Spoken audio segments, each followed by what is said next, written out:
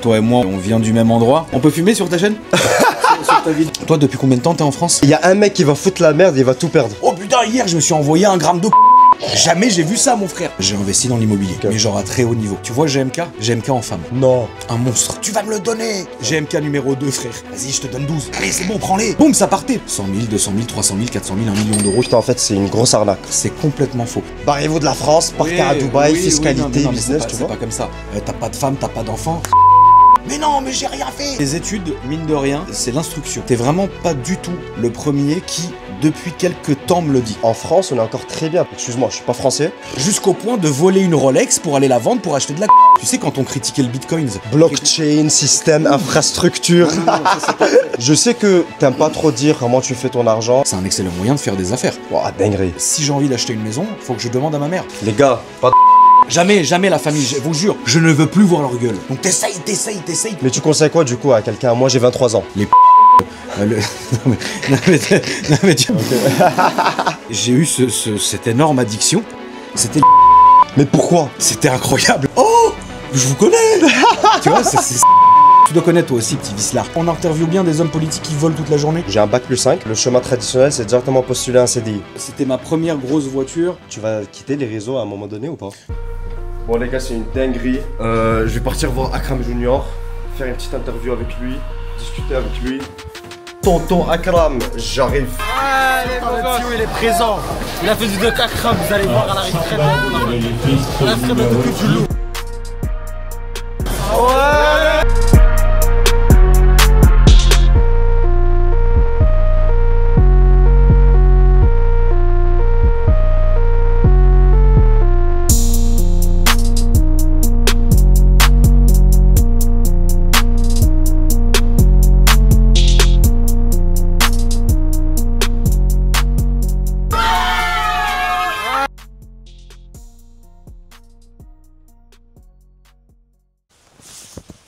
Akram, Oui. j'espère que tu vas bien. Ça va toi mon frère. Bah écoute, merci beaucoup pour la rencontre les gars, c'est un truc de fou. Bah c'est avec grand plaisir, c'est avec grand plaisir parce que je suis ce que tu fais depuis quelques temps. Incroyable. Et du coup bah je me suis dit écoute quand tu viens en Ile-de-France, bah tu viens à la maison direct parce que c'est entre guillemets un lieu qui est emblématique, c'est là que je fais beaucoup de vidéos, la majorité de mes stories et c'est un lieu que les gens reconnaissent, tu vois. Et ça ils sont habitués à ce lieu-là, donc je me suis dit écoute pourquoi pas faire ta petite vidéo ici, donc avec Merci beaucoup pour l'invitation. En plus, je suis tout le temps dans le sud de la France, moi, parce que j'habite à Marseille. Ouais. Donc là, quand tu m'as dit, j'ai direct pris le billet, je suis monté à Paris. Et voilà, on est là, les gars. Hein. Ça a commencé. Ça a commencé de rien. En plus, tu sais, quand tu m'avais appelé, parce que du coup, on s'est parlé au téléphone, j'étais au Liban, à Beyrouth. Et ça faisait 3-4 jours, je suis revenu de Damas. Parce qu'il faut savoir après, voilà, les trucs politiques et tout. Je suis parti à Damas pour voir il se passe quoi, etc. Tu m'avais appelé, j'étais avec ma famille. Il y avait mes cousines, tu as capté, en août. La famille, quoi. Exactement. Et là, je reçois ton message et je bug devant le téléphone, genre en mode wesh, qu'est-ce qui se passe? Je rentre dans la chambre, il n'y avait pas d'électricité. Je rentre dans la chambre. Ah, c'est compliqué encore à Beyrouth comme ça? Bah, jamais d'électricité à Beyrouth. Ouais, encore? Ouais, bah en fait, tu dois avoir un générateur, des fois ça marche, des fois ça marche pas, je sais pas quoi. C'est dommage, hein. C'est dommage. Nos pays, il y a beaucoup de potentiel, mais malheureusement. C'est très mal géré. C'est très mal géré, exactement. Très mal géré, exactement. Tu vois, donc après, c'est vrai que ça fait de la peine parce que toi et moi, on vient du même endroit. Et finalement, de voir l'état, entre guillemets, politique et même du pays en lui-même, c'est catastrophique. C'est ça. Ça fait mal au cœur. Ça fait mal au cœur. Je sais pas s'il y a du potentiel, si le futur il va être mieux, mais en discutant avec mes parents, eux ils ont dit, en gros leurs parents leur ont dit cassez-vous, eux ils ont dit bah il y a moyen, il y aura une solution, et en gros ça fait 3-4 générations que tout le monde perd du sport. Non, de toute façon, moi ça fait personnellement depuis fin 2010, début 2011 que j'ai perdu espoir, malheureusement. Tu vois, et le problème c'est que tu essayes de faire des choses, tu te fais bloquer à tous les niveaux, tu peux pas t'acharner, tu vois ce que je veux dire? Exactement. Donc tu as trouvé ta voie mon frère. Eh ben exactement. Il y a un moment, il faut sauver les meubles. Justement. Non, mais c'est vrai. Pour t'expliquer très rapidement, j'ai pas envie de parler trop dans cette vidéo. Vas-y, prends ton temps. Frérot, Anawet. Ok, khalas. On a une demi-heure. Tu veux une demi-heure? On a une demi-heure avec grand plaisir. On peut fumer sur ta chaîne? Bien sûr que tu peux fumer. J'ai vu que Peter, il fumait aussi à fond sur ta vidéo, donc c'est pas grave. D'ailleurs, pour t'expliquer un truc, j'ai mon pote qui est un grand fan à toi. Moi, généralement, je suis pas un fumeur. Ok. Je suis un fumeur, comme on dit, sociable. Genre quand on est dehors. Social, pardon. Quand je suis dehors, vas-y, passe-moi une clope, etc. Fares dédicace. Il m'a dit, frérot, tu pars chez Akram, si tu vas dans le garage, ramène un putain de paquet de clopes. Donc je l'ai ramené. Il est là. Comme ça, on fume ensemble. Voilà, c'est ça. De toute façon, YouTube, il va pas nous sanctionner pour ça, non? On s'en bat les couilles. T'as un feu? À force de... T'inquiète pas, ça aurait été déjà fait avant, depuis 30 ans. Chaque vidéo, je fume, etc. Bon, après c'est comme ça. Du coup, est-ce que t'as déjà fait une vidéo pour expliquer un peu ce que toi, tu faisais? Bon, en vrai, je pense que les gens, indirectement, ils ont compris. D'accord. Mais là, j'aimerais bien, vu que c'est l'occasion, parce que généralement, je préfère laisser les gens parler et moi, je pose des questions. Ouais. Mais vu que maintenant, c'est une conversation un petit peu entre toi et moi. Et en fait, ce qui m'intéresse avec toi, c'est que, comme tu as dit, on a grandi un petit peu dans... On a grandi dans le même espèce de délire. C'est ça. Tu vois, et donc, du coup, les gens, ça les intéresse de voir comment ça se passe ailleurs. Exactement. Toi, depuis combien de temps tu es en France? Pour tout expliquer, donc moi j'ai grandi au Koweït. D'accord. Tu vois, mes parents, enfin mon père il avait un business là-bas, donc j'ai grandi au Koweït, pour pas dire, j'avais une famille, on va dire middle class, upper middle class, tu vois, mais pas comme en France, tu vois, middle class en France c'est genre 2500 € par mois. Ouais. Genre on était bien, tu vois, au Koweït, c'est à côté de Dubaï, l'Arabie Saoudite et tout ça. J'ai grandi dans un lycée français, c'est pour ça d'ailleurs que je parle français très bien. Très bien. Mon père d'origine syrien et aussi libanais. Et du coup, j'ai tout le temps grandi avec ma daronne. Donc, je me considère libanais, syrien, voilà, cocktail. D'accord. À 16 ans, je suis parti au Liban parce que ma grand-mère, elle avait un problème, elle avait le cancer, tout simplement. Donc, on est parti au Liban. J'ai fait première terminale là-bas. Ok. Et après, si tu veux, en terminale, c'est là où j'ai maturé parce qu'au Koweït, c'était une bulle en fait. Oui, bah j'imagine, oui, c'est une bulle, c'est vraiment une bulle. Je vois très très bien le genre. Exactement, c'est vraiment une bulle, comme là en Arabie Saoudite d'ailleurs, il y a beaucoup de lycées, etc. Donc quand je suis parti au Liban, c'est là où, en fait, j'ai ouvert mes yeux, putain, j'ai la fac, où est-ce que je dois partir? Et moi, j'étais tout le temps un mec en mode, vas-y, je sais quand je veux grandir, je veux faire de l'argent, je veux faire du business, je veux faire des choses importantes dans ma vie, tu vois? J'avais tout le temps cette truc. Donc je lisais des bouquins, je regardais YouTube, etc., machin. Et après, je me suis dit... Parce que généralement au Liban, tu as vu, il y a des bonnes facs là-bas, il y a des bonnes universités, EUB, etc. Et généralement les Libanais, ou ils voyagent, ou bien ils partent à EUB, à l'EU, etc. Bien sûr. Donc moi je me dis, vas-y, je reste au Liban.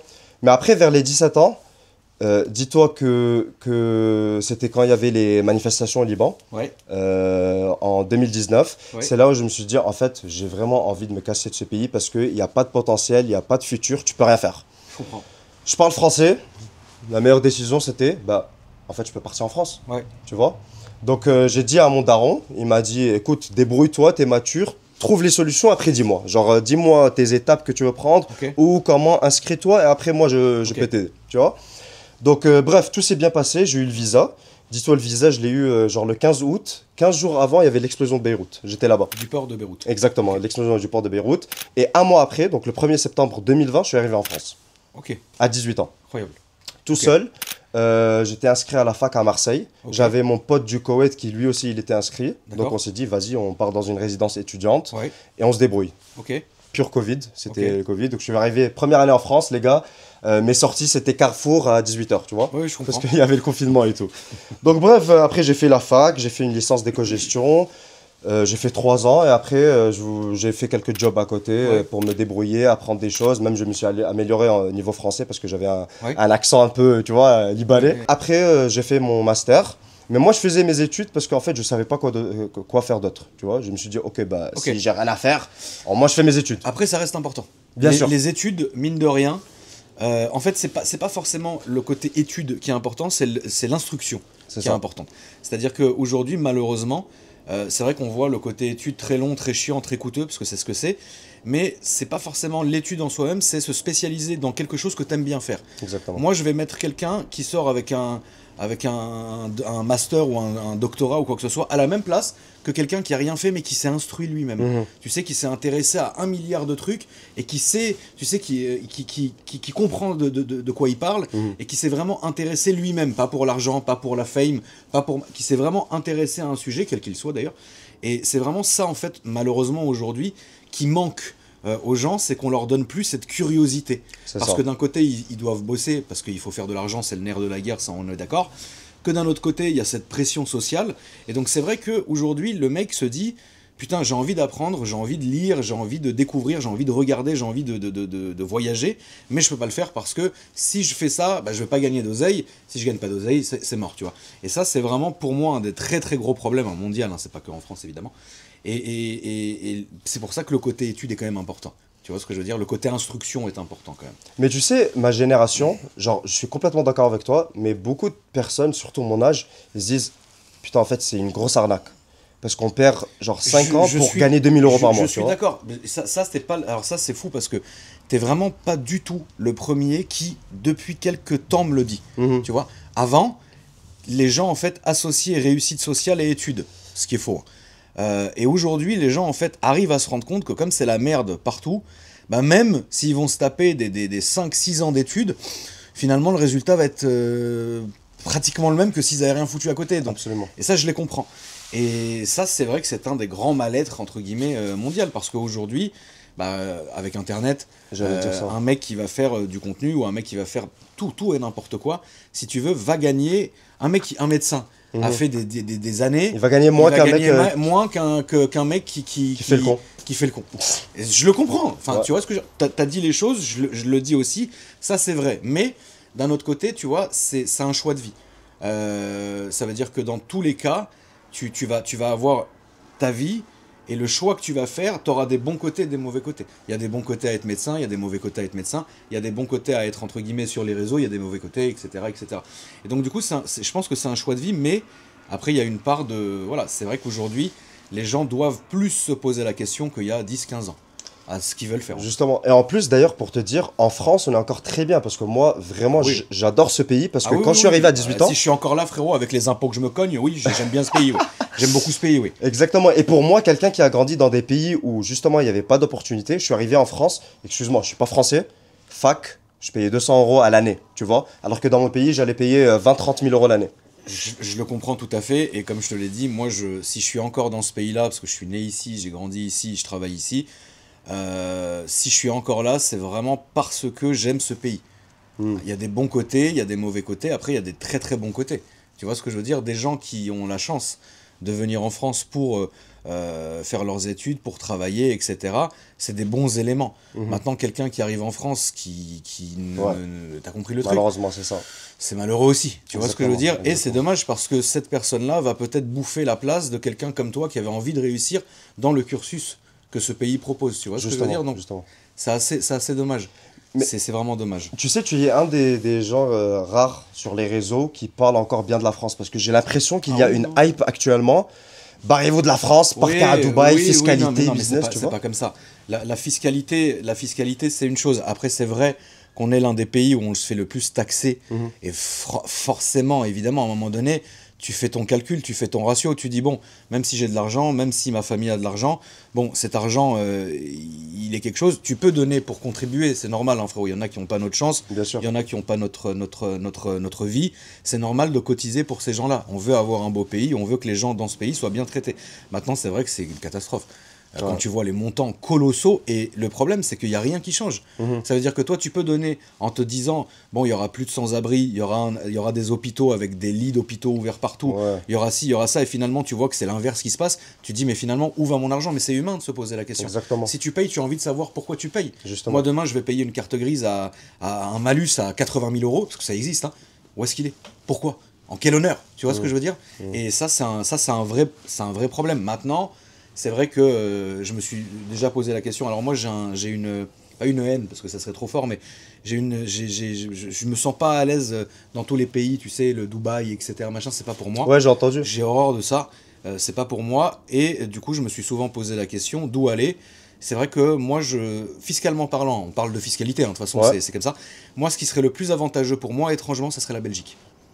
Ah ouais? Avec tous les montages financiers, avec tout ce que mes fiscalistes et mes avocats me disent, la Belgique, ça serait parfait pour moi. Pas trop loin, 50-50, tu vois ce que je veux dire? Voilà. Mais, et en plus, c'est un pays que j'aime beaucoup. Tu vois ce que je veux dire? Donc si un jour j'en ai vraiment assez, je ferai peut-être sûrement la Belgique. Mais aujourd'hui, tu sais, on dit ça, mais j'ai déjà eu 1000 occasions de partir, je ne l'ai jamais fait. Tu vois ce que je veux dire? Parce que t'aimes la France.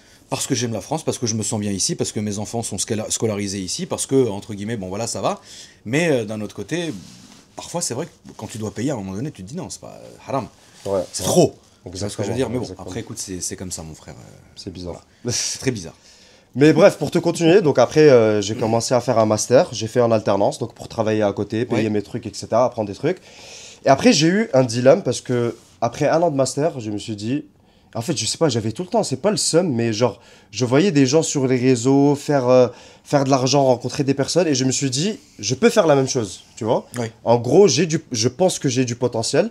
Pourquoi pas me lancer, faire un projet qui va me stimuler? Parce que j'étais là en mode, je partais au taf, lundi jusqu'au vendredi, je prends le métro, je rentre, j'ai des cours, ça m'ennuyait. Ça m'ennuyait. Je peux comprendre. Tu vois? Je peux comprendre. Donc c'est pour ça, j'ai pris d'ailleurs, je vais te montrer la capture d'écran, j'ai ramené un trépied. J'ai ramené des micros et en fait parce que aussi pour te contextualiser, quand on vit au Moyen-Orient les gars, on est plus matrixé par les réseaux des États-Unis. Ah évidemment. J'étais pas du tout matrixé évidemment. Genre moi en 2024, j'ai su c'est qui GMK, tu vois. Ouais, genre j'étais, tu vois. Oui, l'algorithme est tout à fait différent, bien sûr. Exactement. Bien, évidemment. Donc à un moment, je tombe sur une chaîne, ça s'appelle The School of Hard Knocks aux States. Et pourtant, GMK est libanais. Ouais, bah justement. D'ailleurs, je l'ai vu il y a 2 semaines à Cannes. D'accord, ok. Qu'est-ce que j'allais dire? Ouais, donc il y avait une chaîne, The School of Hard Knocks, qui faisait des micro-trottoirs. Ouais. Et moi, vu que je t'avais dit, j'étais matrixé pour apprendre, je lisais des bouquins, etc. Bah, je voulais faire en sorte que mon algorithme m'apportait de la valeur. Je voulais pas regarder des chats en train de... tu vois, je comprends. Donc bref, ce mec-là, il faisait des micro-trottoirs avec des banquiers, des entrepreneurs, etc. dans la rue. Et à un moment, je me suis mis comme ça dans ma chambre. Je me suis dit, attends, Omar, j'étais au Liban. Je rêvais d'être dans le sud de la France. Okay. J'ai Cannes, Monaco, Saint-Tropez à côté de moi. T'as un vivier énorme. Exactement. Pourquoi pas faire la même chose? Bien sûr. Au début, j'ai stressé et tout, mais j'ai directement dit, bah vas-y, nique sa mère, tu vois. J'ai acheté un trépied, j'ai acheté un micro, j'ai parlé à mon pote, il est matrixé par les voitures. Je lui ai dit, écoute, j'ai pas d'argent pour payer un vidéaste, j'ai besoin de ton aide. Tu vois, il m'a dit, vas-y, let's go. Je suis parti la première fois comme un con à Cannes. Excusez-moi, monsieur, qu'est-ce que vous faites dans la vie? Et petit à petit, alhamdoulilah, ça fait genre 8 mois. Ça marche super bien. J'ai eu Hakim Benotman en podcast. Ouais. Je sais pas si tu vois c'est qui. Je vois ce qui est. D'autres personnes qui étaient incroyables, qui ont boosté ma chaîne. J'ai fait plein de micro-trottoirs. Je rencontre des personnes. Bon, regarde, là, je suis avec toi grâce à ça. Et voilà. Non, mais c'est une très bonne chose. Il faut vraiment que tu continues. Il faut pas que tu lâches. Tu vois. Et je trouve que aujourd'hui, les réseaux, ça fait rêver les gens, mais tu sais, ils savent pas tout ce qu'il y a derrière, etc. Et c'est vrai que notre algorithme aujourd'hui, c'est un algorithme entre guillemets très riche. Parce que c'est quelque chose où c'est basé autour de l'argent, autour de la réussite, autour de la fortune, autour de tout ça, tu vois. Mais finalement, les gens, c'est bien marrant de filmer une Lamborghini ou une Bugatti. Qu'est-ce que tu fais dans la vie? C'est une chose, mais il faut prendre le temps, comme tu fais toi, et ça c'est très bien, de t'arrêter, de parler vraiment avec cette personne-là, tu vois. Parce que le micro-trottoir, vous faites quoi dans la vie? Vous avez une Ferrari, ça dure 1 seconde, le mec il est au feu rouge. Mais de prendre le temps, de te battre comme tu fais, d'aller voir les gens, de parler avec eux, de prendre ton temps, c'est hyper important.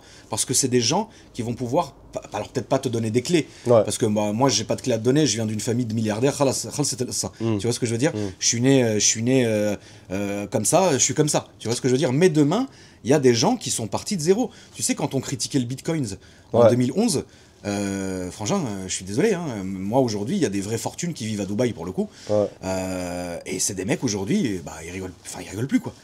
Et ça c'est vrai, hein, ça je peux en témoigner personnellement que j'avais reçu, il y avait un groupe qui avait été créé il y a très très longtemps, dans 2011-2012, tu sais, au tout début, et t'avais un gars entre guillemets de chez nous, tu sais, de notre groupe, qui lui, il vivait, mais voilà, il vivait normalement. Tu vois ce que je veux dire? C'était pas quelqu'un qui roulait avec une belle voiture, qui avait une belle grosse maison, etc. C'est quelqu'un, voilà, comme il était. Et il nous dit, voilà, je suis sur ce plan-là, les gars, s'il vous plaît, misez avec nous, etc. Machin. Personne s'est foutu de sa gueule. Personne s'est foutu de sa gueule, mais on entend les gens. Moi, personnellement, j'ai dit non. Parce que jusqu'au jour d'aujourd'hui, les cryptos, je ne comprends pas, bébé. Je comprends pas. Je comprends pas comment ça marche. J'ai 0 crypto. Je comprends pas comment ça marche, etc. Bien sûr que ça marche, bien sûr qu'il y a des têtes, bien sûr que c'est un travail. Et lui, si tu veux, aujourd'hui, il est milliardaire. Waouh. Et toi, du coup, t'as pas mettre ton argent non, quelque part où tu comprends pas? Moi, je suis très, très, très à l'ancienne. Ça veut dire que ce que je vois, c'est ce que j'ai. Tu vois ce que je veux dire? La pierre. C'est ce que je vois, c'est ce que j'ai. Ça veut dire que je préfère rater une affaire colossale, comme ça m'est déjà arrivé, hein, et me dire, allez, j'ai ça, au moins je le vois. Tu vois ce que je veux dire? Et nous, les Arabes, on est comme ça. Tu sais comment ça fait. Imagine, va au Liban et va parler au daron de crypto. Bah jusqu'à maintenant, je parle à mon daron de crypto, il me dit, c'est quoi cette merde? Voilà. Tu vois ce que je veux dire? Voilà. C'est comme ça. On a été élevé entre guillemets, parce que tout ce qu'on a, c'est pour ça. C'est bizarre ce que je vais dire, mais c'est vrai. En plus, toi, tu as vécu au Koweït, donc tu sais très bien. Nous, on a une façon, tu sais, parfois, on est trop. Pas parce que nous, on est français, donc on a plus ce truc-là. Mais au Liban, habibi, toute la richesse, elle est sur le mec, limite.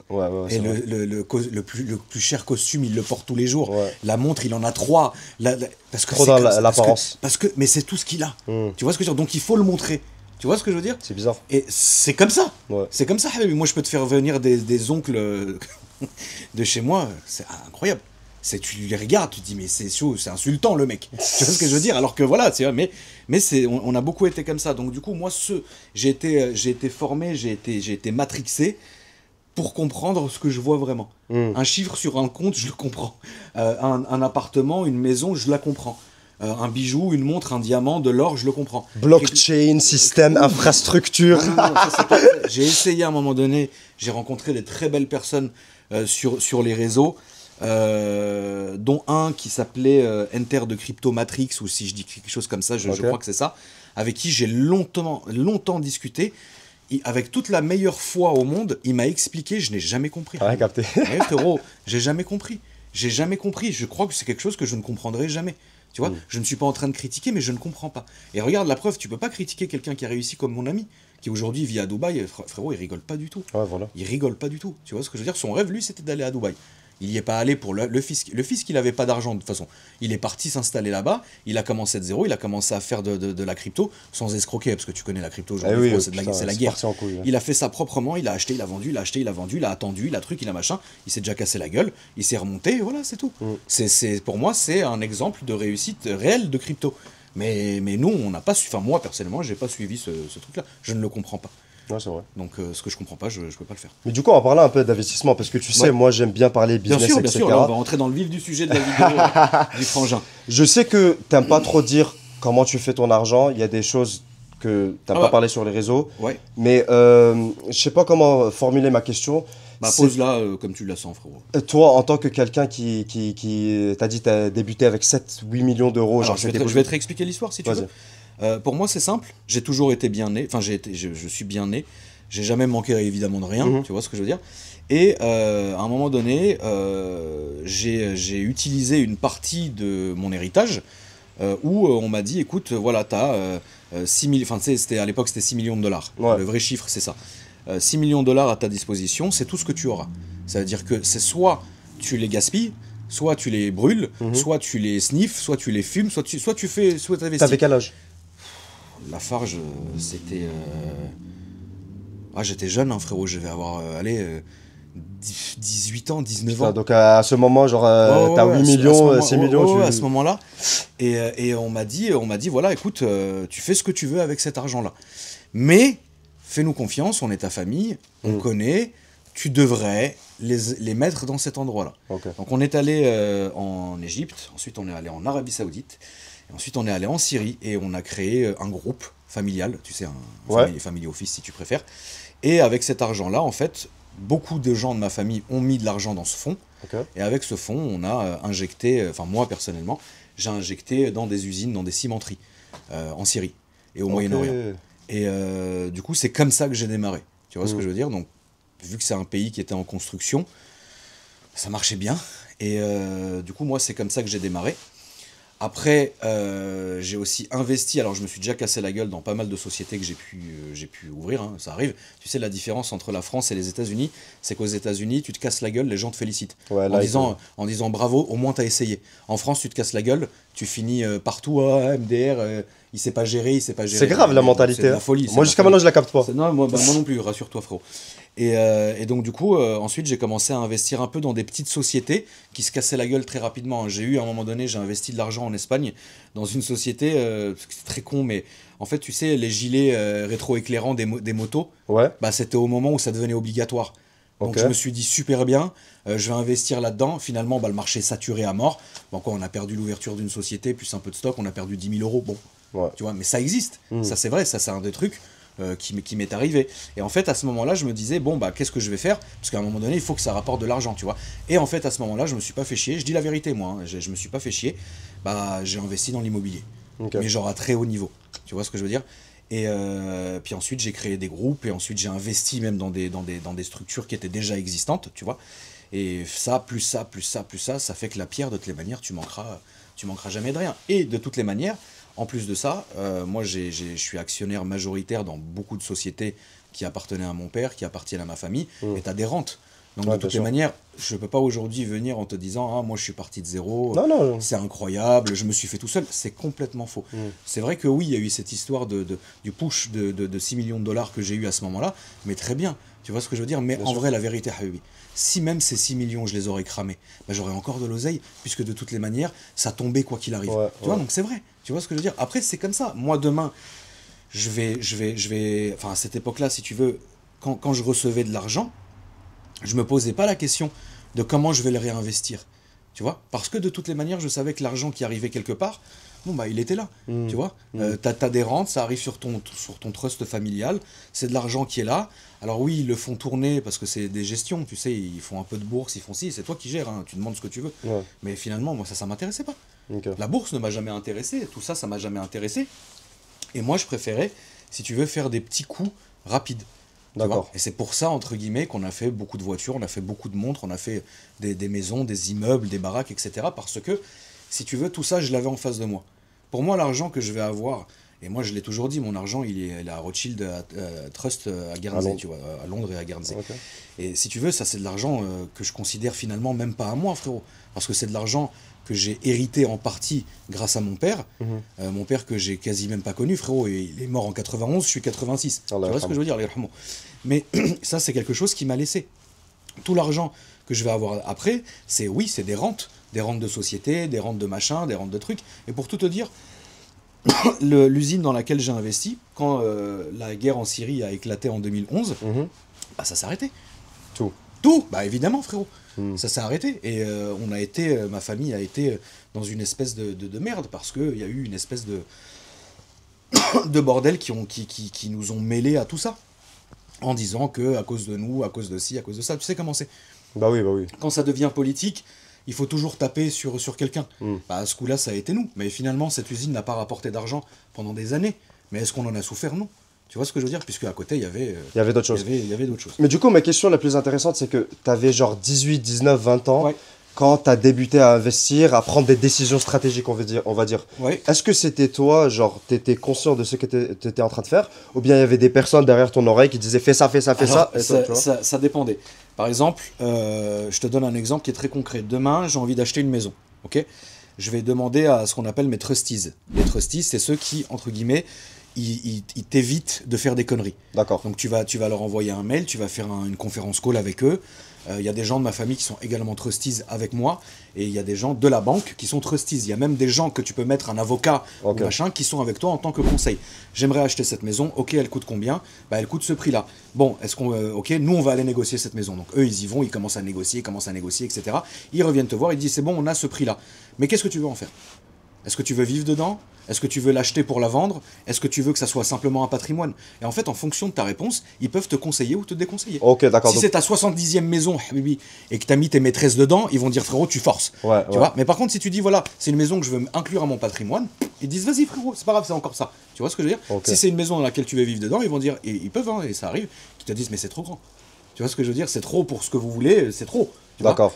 Faut pas croire que tu es libre de ton argent, parce que finalement, tu es quasiment le destinataire final, mais ils font tout pour gérer ton argent. Ils font tout pour te restreindre. Il y a déjà plein d'achats très cons où ils m'ont refusé. Ouais, donc tu t'étais pas en mode vas-y, je vais faire plein d'erreurs. Genre, t'avais des personnes qui allaient. Ouais, voilà. Non. Okay. T'as toujours comme ça part pas en couille. Après, évidemment, frérot, moi, mon système financier, il est très simple. Il est que mon gros d'argent étant en Angleterre, sur lequel, évidemment, je paye des impôts à la France. Ça je tiens à le dire.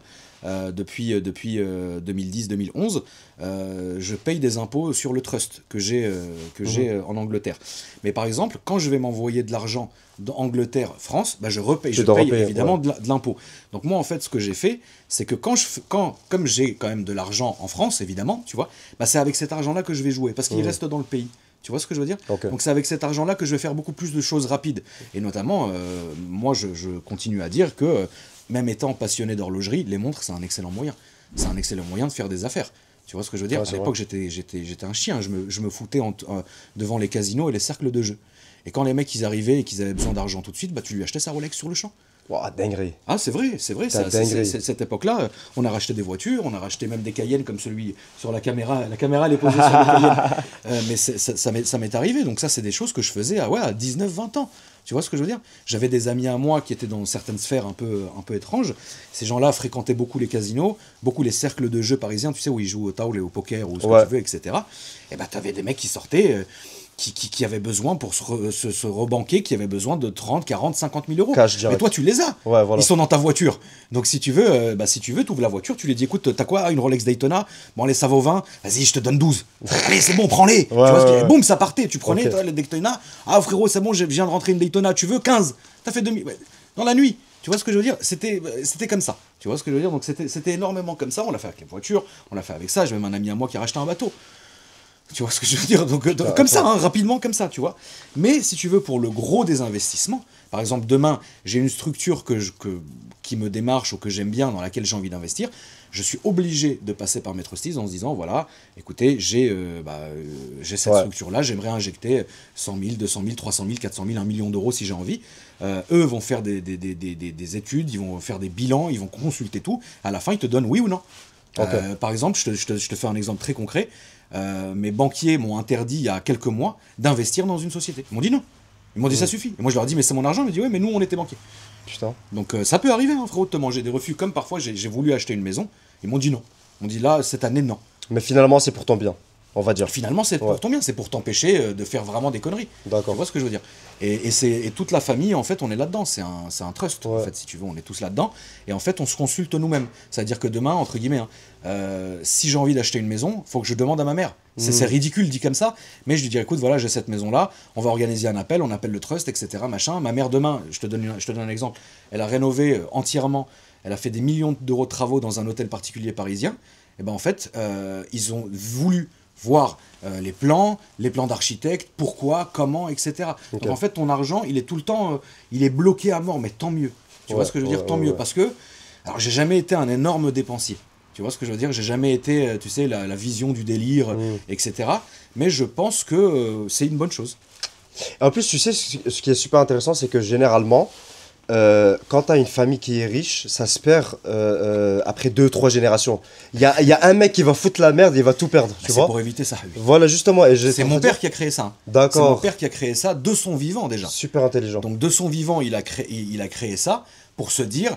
Parce que moi j'ai des demi-frères. Hein. J'ai des demi-frères, ils se sont dit, attends, il y en a sûrement un là-dedans qui va partir il va faire la guerre. Alors après, personne n'est parti en couille, mais c'était une bonne façon de nous gérer. En plus, c'est comme ça où les grandes familles se construisent. Genre, des fois, tu as des familles pendant 15-20 générations, genre, they're wealthy, ils ont beaucoup de... Bien sûr, old money.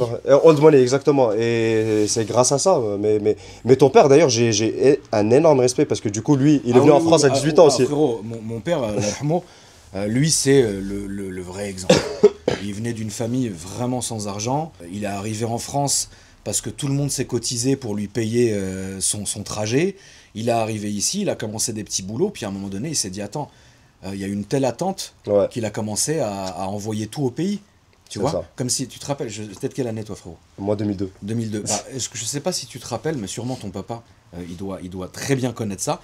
Tu sais, j'ai oublié les parfums, j'ai oublié rouge à lèvres, j'ai oublié Chimène Bariz. Tu vois ce que je veux dire? Bien sûr. Voilà, bien sûr. Et les glacières. Et tu te rappelles de ça? cette bien sûr. Et ben en fait, mon père a commencé comme ça. Et après, il a commencé à faire pour les Saoudiens.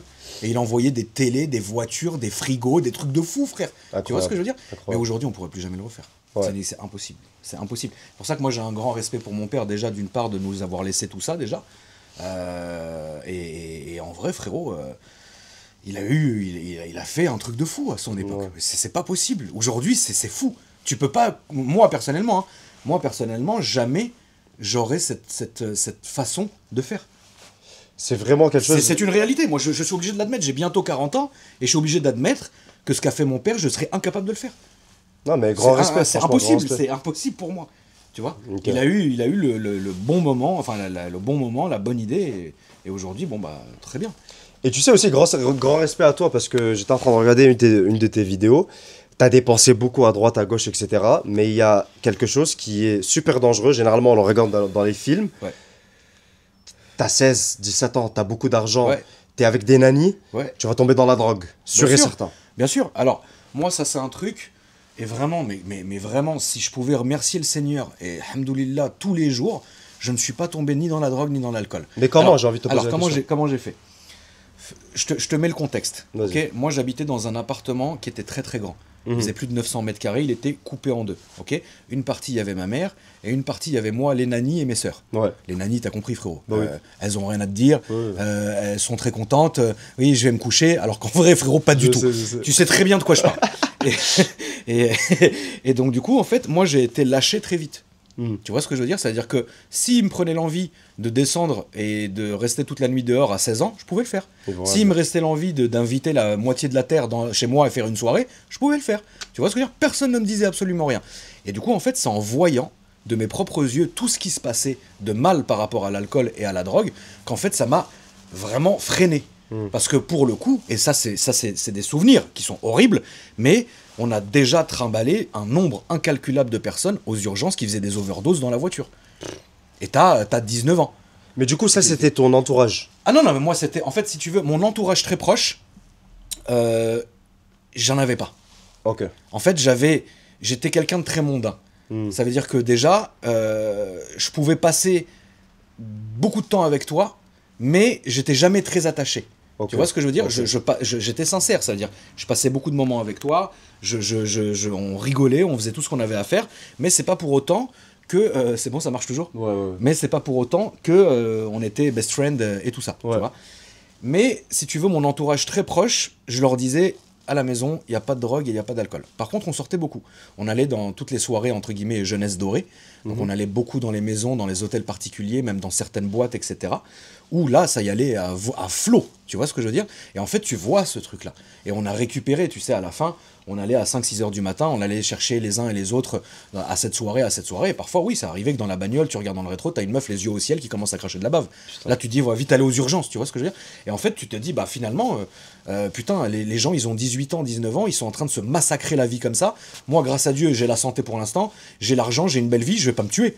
Faut être fou. Mais c'est bien d'être conscient et se tirer dessus, tu vois. C'est bien d'être conscient parce qu'il y a des gens au contraire, genre m'en bats les couilles. Ça je peux pas, Et j'ai perdu des amis très très proches à cause de la drogue.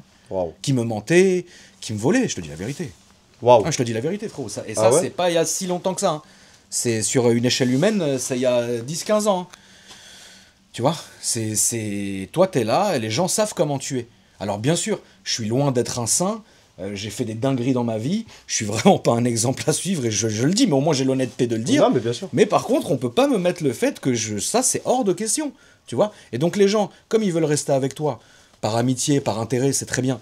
Bah ils se disent, bon bah oui, si on a envie de fumer, on va pas fumer devant lui, enfin pas la cigarette, je te parle. Si on a envie de sniffer, on va pas le faire devant lui, si on a envie de faire ça, machin. Et donc finalement, au bout d'un moment, tu te rends compte que c'est tellement addictif que j'ai vu des gens sur 5-6 ans changer de gueule, changer de comportement surtout. Et en fait, à un moment donné, tu fais le bilan et tu te dis, mais attends, mon pote depuis 10 ans, il est devenu comme ça. C'est une dinguerie. Et t'essayes, tu te tues la santé, tu fais faire des cures, tu fais tout ce que tu peux, ça marche pas. Jusqu'au point au junkie, frère. Jusqu'au point du junkie. Jusqu'au point de voler une Rolex pour aller la vendre pour acheter de la coke. On en est là, mon frère. Donc à un moment... j'ai perdu du monde à cause de ça. Les gars, pas de drogue. Jamais la famille, je vous jure, s'il y a un conseil, c'est celui-là, ne faites pas ça. C'est terrible. C'est vraiment fou comment c'est super addictif et il y a des gens, ils sont pas conscients et comme tu as dit, au bout de 5-10 ans, ils se rendent compte que c'est bon. Frérot, tu te rends même pas compte à quel point je passais des bons moments avec des gens. Et puis tu sais, ça te fait du mal parce que tu passes une bonne soirée, t'en vois un qui fait un aller-retour au travail, aux toilettes, il revient, il se touche le nez, il a des tocs et des tics de partout, il est agressif et tout ça, machin. Et là, tu sais, ça te fait du mal. Tu te dis, putain, mais on a fait une bonne soirée, on est avec du bon monde, on rigole, qu'est-ce que t'as besoin? Mais non, mais j'ai rien fait. C'est comme d'habitude, tu sais comment c'est, tu vois. C'est très dur d'avouer ses erreurs aussi, mon frère. C'est très dur de se retrouver devant des gens que t'aimes. Je suis désolé, tu vois, c'est dur. Et moi, heureusement, putain, j'ai jamais eu ce truc-là. Ça m'a toujours fait peur. Et toi, avec tes potes, tu jouais quel rôle? Est-ce que t'étais en mode...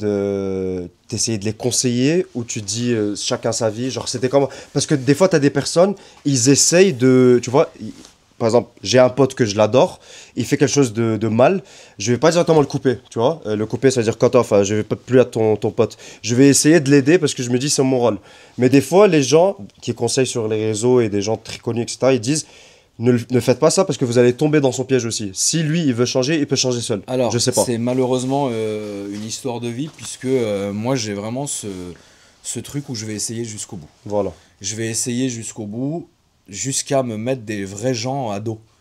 Ça veut dire, ça m'est déjà arrivé malheureusement de tellement essayer, espérer qu'une personne en particulier change que en fait les gens qui sont autour te disent mais attends, tu vois pas qu'il se fout de ta gueule, tu vois pas qu'il te vole, tu vois pas qu'il en a rien à foutre, t'es juste son portefeuille et toi t'essayes et finalement tu te rends compte que cette personne-là en fait au bout d'un moment tu n'y arrives plus. Mais quand tu tournes. Tu vois ce que je veux dire? Mais moi, je me mets même dans les réseaux, hein, frérot. Ça m'est déjà aussi arrivé de rencontrer des gens. Bah, à la fin, tu sais, tu te lis d'amitié avec eux parce que c'est des gens que tu apprécies. Mais finalement, tu sais, t'écoutes un peu la petite voix et tu te dis, ouais, il y a des trucs qui sont bizarres. Ah, c'est bizarre. Ah, pourquoi, machin. Et puis finalement, au bout de quelques années, tu te rends compte que c'est des personnes qui te haïssent, mais qui te voient comme de l'argent, finalement. Parce que tu leur apportes de la lumière, parce que tu les mets en avant, etc. Donc, c'est des gens, en fait, qui vont stahmlou, te supporter alors qu'ils te haïssent, tu vois. Et tu sais comment c'est, frérot, une fois que tu as quitté la table, tout le monde parle de toi. Tu vois ce que je veux dire? Tu es dans un dîner, tu te lèves, tu sors, allez merci, c'était très bien, et allez, ça recommence. Tu vois. Mais aujourd'hui, les gens, ils veulent racler l'assiette avec le pain, comme disait Rimka du 113, et ils te critiquaient. Ouais, c'était pas bon. Mais jusqu'à l'assiette, tu l'as bouffé. Et c'est comme ça aujourd'hui. C'est pour ça même toi, fais attention mon frère. Parce que je te souhaite vraiment d'exploser sur les réseaux. Merci. Fais attention avec qui tu fréquentes. Parce qu'il y a des gens, ils vont pas te voir comme toi. Ils vont te voir comme, putain, il a des abonnés. Putain, ça va bénéficier à ma structure. Fais attention à ça, frérot. C'est des gens, bien sûr, mais dans les réseaux sociaux, j'ai lié des très belles amitiés jusqu'aujourd'hui, même des partenariats, des vraies amitiés, etc., qui se passent très très bien. Mais il y a toujours les 10%, quoi. Ok, mais toi aussi, en tant que... Quand t'étais très riche, très jeune, est-ce que tu savais quand est-ce que tu avais un pote qui était vraiment ton pote ou bien un pote... Parce que généralement, les riches, ils traînent avec des riches justement parce qu'ils se disent, bah lui, il est riche comme moi. C'était l'inverse. Voilà, justement, j'allais dire. Moi, c'était l'inverse. Bien sûr que j'ai traîné avec des gens très riches, mais je les détestais. Ah ouais, pourquoi? Parce qu'ils sont complètement hors réalité. Ils étaient complètement hors réalité. Et c'est des gens... ok, c'est vrai qu'on était dans le même monde, c'est vrai qu'on était dans les mêmes endroits, c'est vrai qu'on pouvait parler des mêmes choses, mais c'est pas ça qui me fait rêver. Moi, ce qui me faisait rêver à l'époque et encore aujourd'hui, c'est vraiment de voir comment ça se passe ailleurs. Et moi, la majorité des gens, même des gens aujourd'hui qui sont encore mes amis 20 ans après, c'est des gens qui ne viennent pas forcément de milieux très aisés. Et il y en a certains qui venaient d'endroits qui faisaient peur. Tu vois ce que je veux dire? Et comment tu pouvais faire gaffe à ceux qui voulaient être ton pote juste parce que t'avais... C'est très simple, de toutes les manières, tu sais, t'as toujours... les yeux ne trompent pas. Okay. Tu vois ce que je veux dire? Ça m'est déjà arrivé, vraiment, de recevoir par exemple une nouvelle voiture, et toi t'es content parce que tu vas la montrer à tes amis, et de voir le haine noir de la personne, le hasad, tu vois ce que je veux dire? Et là tu te dis, waouh, putain, lui ça dégage. Et en fait, les yeux ne trompent pas. Okay. Tu vois ce que je veux dire? Et ça m'a déjà sauvé. Quelqu'un, tu vois, qui est toujours... En fait, ils seront toujours contents pour toi, mais jamais plus qu'eux. Enfin, tu sais, ils veulent que tu réussisses, mais jamais plus qu'eux. Tu vois ce que je veux dire? Donc, si tu veux, tu viens demain avec une voiture. Tu sais, tu me rappelles quelqu'un, c'est horrible, mais tu me rappelles quelqu'un. D'ailleurs, ma communauté, vous trouverez peut-être à qui je fais allusion. Tu ramenais quelqu'un... En fait, je connaissais quelqu'un qui, même s'il sait qui tu es, d'où tu viens, etc., il voudra toujours essayer de te descendre vis-à-vis de lui. Okay. Tu vois ce que je veux dire? Je vois ce genre de personnalité. Ça veut dire demain, t'es malade, c'est le mec le plus heureux au monde.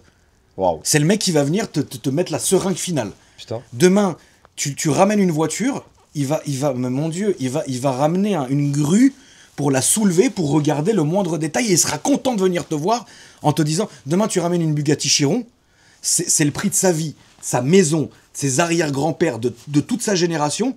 Il va se mettre, frérot, il va se tuer pour aller en dessous. Oh, regarde ici. Putain. Et il va en fait, tu vois ce que je veux dire? Ça, c'est les pires personnes. Et comment tu t'adaptes à ces personnalités? Ça dégage. Ah ouais, ça dégage. Bah, à un moment donné, ça suffit. À un moment donné, c'est marrant. Tu as envie de donner de la force aux gens, tu as envie de parler avec eux, tu as envie de les comprendre. Parce que tu te dis, bon, c'est vrai que cette personne-là, bon, elle vient pas de mon milieu, donc c'est vrai que voilà, je vais essayer de l'aider, je vais essayer de bien faire, je vais essayer de machin. Mais en fait, à un moment donné, il y a des gens, ils sont tellement pourris de l'intérieur, mon frérot, tu pourras rien en faire.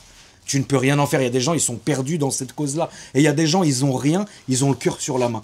Il y a des gens, ils ont pas 1 euro pour manger, frérot. Ils te voient avec une belle voiture, ils sont contents, ils te font des pouces. Bravo, trop bien, etc. Et il y a des gens, ils sont encore plus riches que moi, ils veulent ma mort.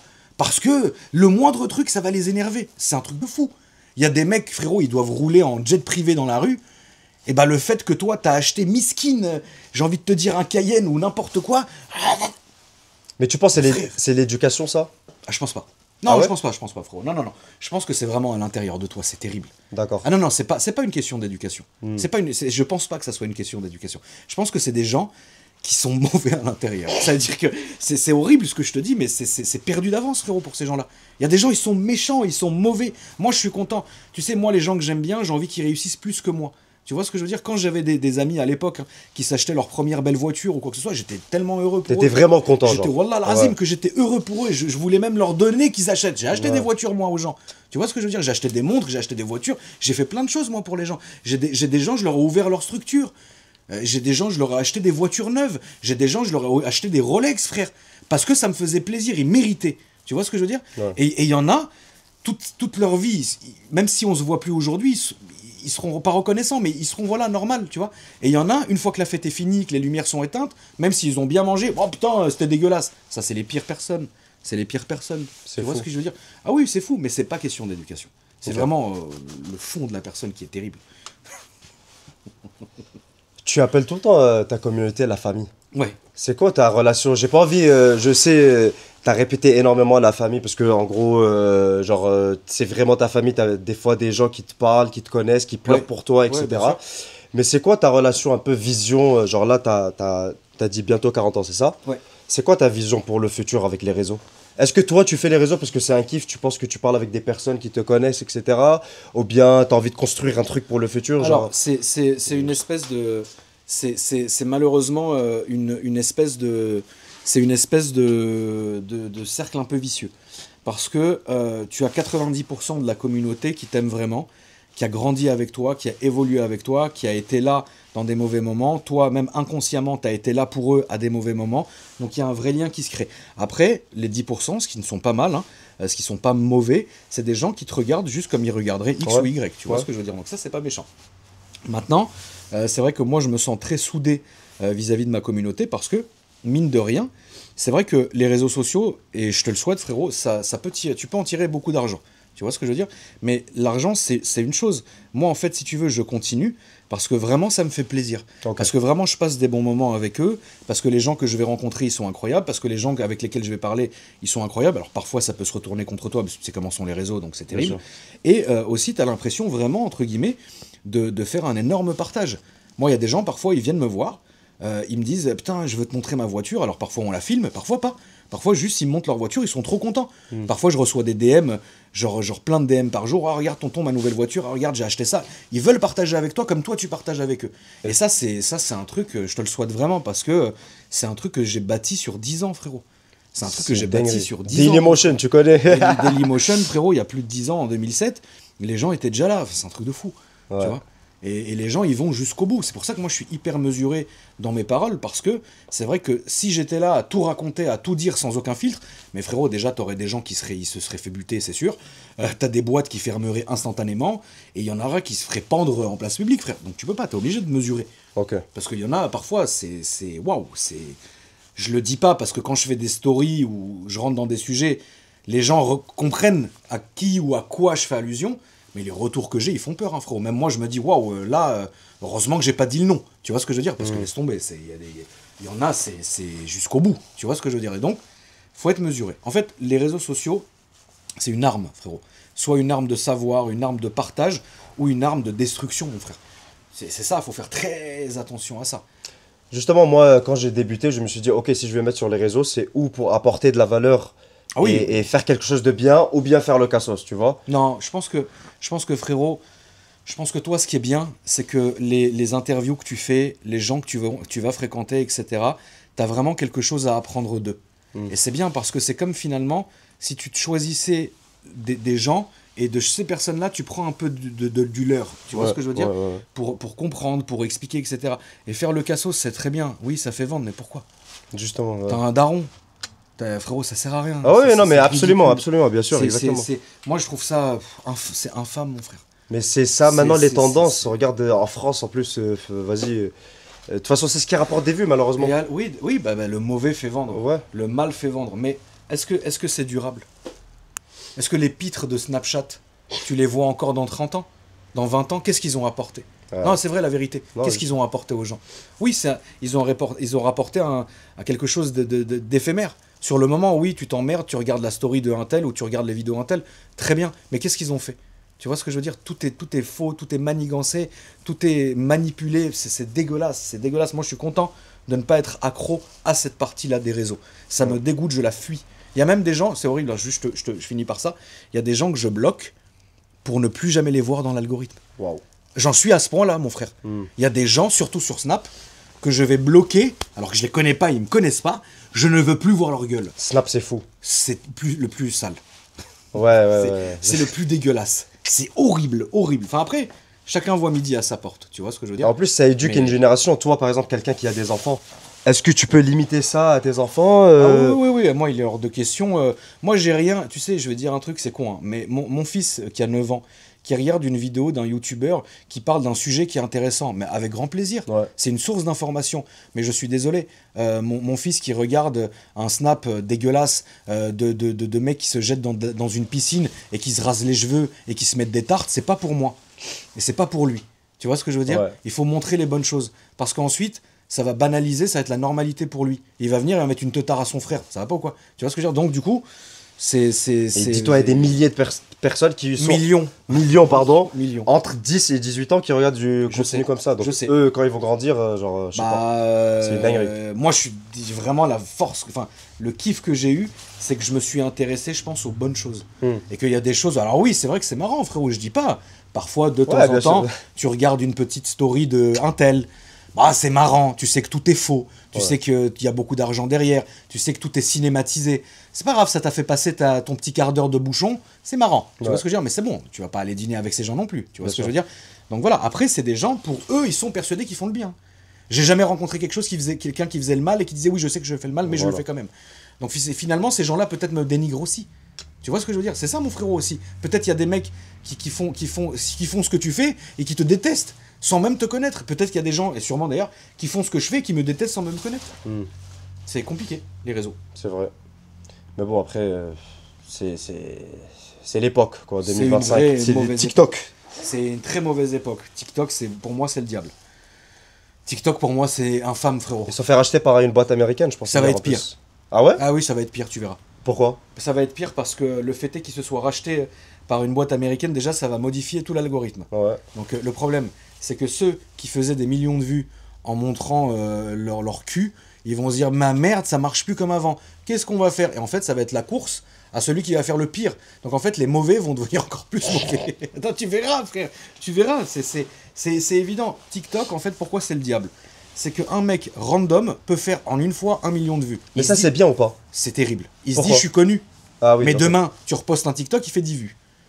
D'accord. Tu te sens mort, Alain. Tu te dis, qu'est-ce qui s'est passé? Pourquoi? Machin. Donc t'essayes, tu forces.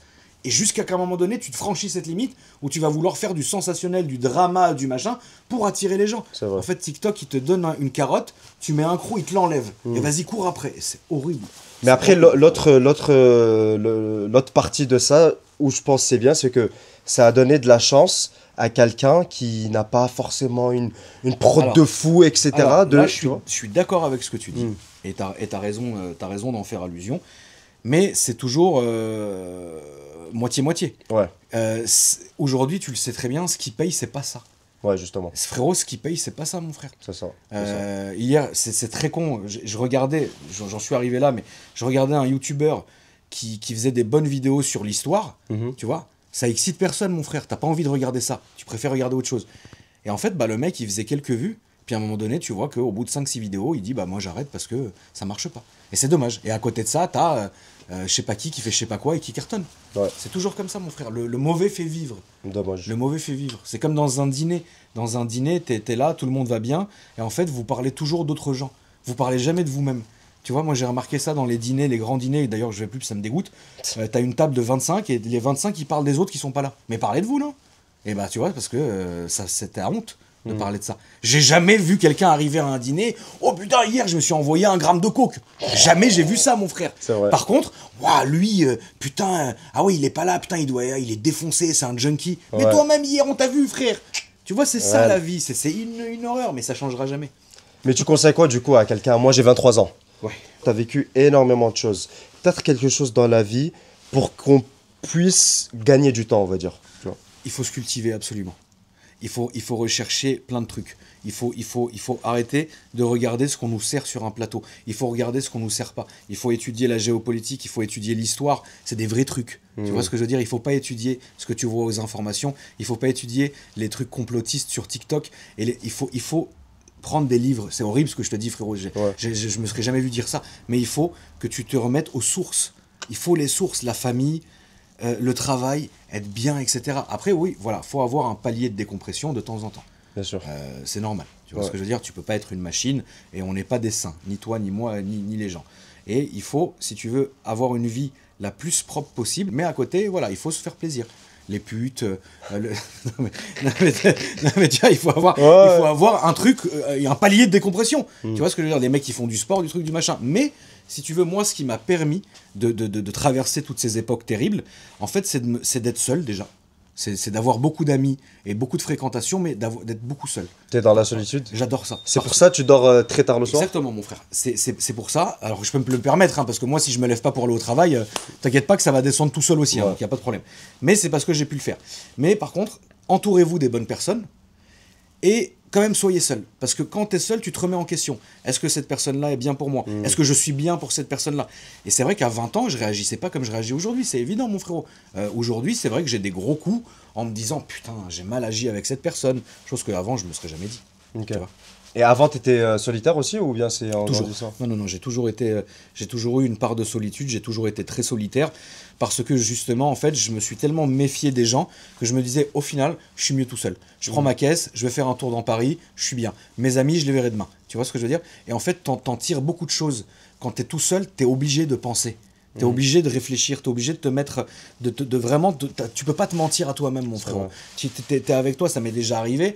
De vraiment me mettre à pleurer, mais c'est vrai, hein, c'est pas honteux, hein. Ça m'est déjà arrivé des jours d'être dans ma voiture et de me mettre à pleurer en me disant putain, ça j'ai fait du mal, ça j'ai pas été bon, mais le pardon, frérot, l'erreur est humaine, le pardon est divin. Tu vois ce que je veux dire? Ça m'est déjà arrivé des 5 ans après de renvoyer un message à quelqu'un en disant tu sais quoi, aujourd'hui j'ai réfléchi, je voulais simplement m'excuser, je ne me suis pas bien comporté. Tu vois ce que je veux dire? J'en ai pas reçu moi en retour, hein, des messages comme ça, rassure-toi, mais au moins c'est parti. Okay. Et ça m'est déjà arrivé de me faire envoyer chier, hein. Mais ça m'est déjà arrivé de ne pas avoir de réponse ou que la personne te dise bon bah j'accepte tes excuses. Ça arrive. Tu vois ce que je veux dire? Quand tu es dans un mood, quand tu es dans une époque, quand tu es dans un âge, tu fais des choses que tu ne referas plus après. Tu vois ce que je veux dire? Parce que l'époque est comme ça, parce que le moment est comme ça. Tu vois? Mais il faut être seul, mais bien accompagné. Tu vois ce que je veux dire? Il faut être seul, tu passes des jours seul, des nuits seul, mais il faut aussi avoir une sociabilité avec des bonnes personnes. Rigoler, dire de la merde, faire de la merde, c'est trop bien. Tu vois ce que je veux dire? Moi, j'ai jamais su jouer au poker. J'adorais aller avec mes potes qui jouaient au poker. Parce que je les regardais, parce que tu te fends de rire. L'autre, il joue sa vie, il sue, il truc, je vais vendre ma voiture, il te donne la carte grise. C'est des belles... Même si j'ai jamais joué, parce que je ne sais pas le faire. Moi, j'étais un gros joueur de blackjack. Ok. Dédicace à Fares qui a perdu 200 balles le blackjack il y a 2 jours. Fares, bravo à toi. Ah ouais. Moi, le blackjack, j'étais très dangereux. Okay. J'ai même, moi, je te jure qu'à un moment donné, tu sais à quel moment je n'ai plus été dans les casinos quand j'ai commencé à y aller seul. Ah, parce que là, tu t'es dit, non, ça devient une addiction. À 23-24 ans, j'ai eu une phase de ma vie où j'allais au casino de Enghien, Enghien-les-Bains. Ouais. Je prenais ma voiture, je prenais une liasse comme ça, et je me disais, allez, on est parti. Je prenais ma Mini Cooper Escab pour pas attirer l'attention, qu'on me braque l'oseille et tout ça. J'allais au casino d'Enghien, frérot, ils savaient très bien. J'allais au blackjack toute la nuit. Bam, bam, bam. Et tu rentres à la maison, comme t'es riche, tu t'en fous de ce que t'as perdu. Ouais. Mais moi, ça me faisait du mal, parce que je me disais, putain, j'ai tout baisé. Et en fait, je me rendais compte que j'aimais jouer. Et en fait, je me suis dit, non, là, ça suffit. Et je me suis arrêté tout de suite, frérot. Aller avec des amis, ça va. Ouais. Aller seul, c'est très grave. Mais en fait, c'est bien, tu as une qualité, c'est que tu as une réflexion. C'est-à-dire que tu réfléchis à tes trucs. Je sais quand je fais de la merde. Ouais, voilà. Ça m'arrive, tu sais, parfois, moi, je suis un gros rouleur. J'aime la vitesse, j'aime la sensation, j'aime ça, mon frère. Tu vois ce que je veux dire? Mais c'est vrai que parfois, tu regardes ton compteur, tu as passé les 300, et là, tu te dis, je suis con, quoi. J'ai des enfants. Et là, tu lâches. Tu vois ce que je veux dire? Tu lâches tout, et hop, ça repart. Mais parfois, voilà. Par contre, oui, c'est vrai que je prenais des risques. J'ai des vidéos sur mes disques durs de l'époque, hein, parce que je filmais tout, tu te doutes bien, frérot, où tu te dis, non, même 10 ans après, prescription, ça passera pas. Et là, tu te dis, bon, après, t'as 20 ans, mon frère. T'as 20 ans, tu connais rien, t'as pas de femme, t'as pas d'enfant, nique. Tu vois ce que je veux dire? Aujourd'hui, tu sais que si tu crèves, t'emmènes beaucoup de monde avec toi. T'as des responsabilités, quoi. Ah bah frérot, les boîtes, qui va y aller, enfin même si j'y vais pas, mais t'inquiète pas, la daronne, les enfants, c'est horrible, frère, ta famille, tes amis, ta communauté, parce que moi j'ai vu le mal, moi je l'ai vécu, moi j'ai perdu des gens qui étaient publics, que je connaissais beaucoup, quand ils sont morts, bah on est là comme des cons, frère.